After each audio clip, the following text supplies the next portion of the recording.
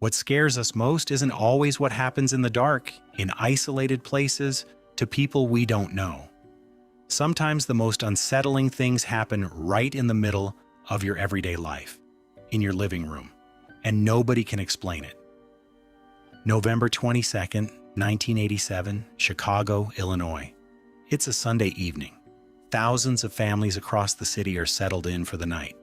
WGN, one of Chicago's biggest TV stations, is broadcasting the 9 o'clock sports news.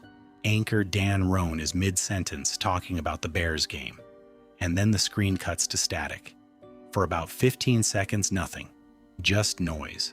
Then a figure appears, a man wearing a Max Headroom mask, the pixelated AI character from a popular TV commercial at the time, and a rotating corrugated metal sheet behind him to mimic the digital background from the ads. He's swaying, humming.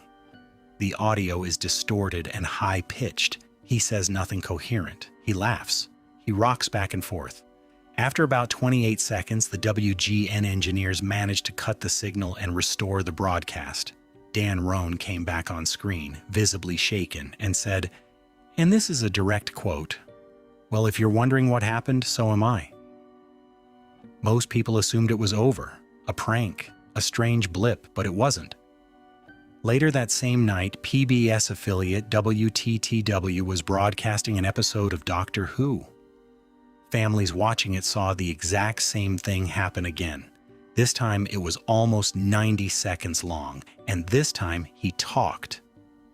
What he said has been debated and transcribed for nearly 40 years, and investigators still don't agree on all of it. His voice was distorted, his speech fragmented and strange, half sentence, half nonsense. He referenced a TV theme song. He held up a Pepsi can and called it a Coke. He made noises that sounded like pain or laughter, it was impossible to tell which. At the end, someone off camera, a woman never identified, pulled down his trousers and began spanking him with a fly swatter while he groaned. And then it was over. The Doctor Who episode resumed.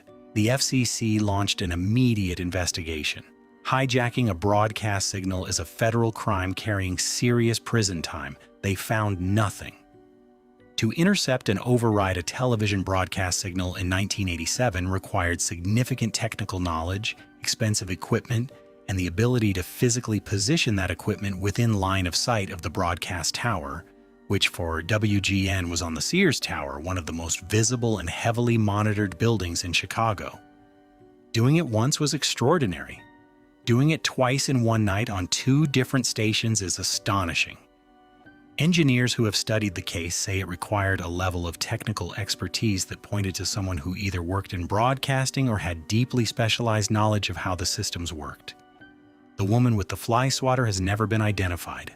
The mask, the corrugated metal, the equipment, none of it was ever found. No tip ever led anywhere. No deathbed confession. No leaked footage of the setup.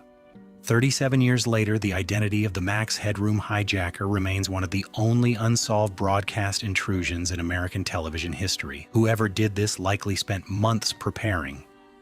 They built a set. They acquired or built signal interception equipment worth thousands of dollars. They scouted broadcast tower locations. They coordinated 2 separate intrusions in one night. All of that effort, all of that risk, for 90 seconds of distorted nonsense that made no coherent point and communicated no clear message.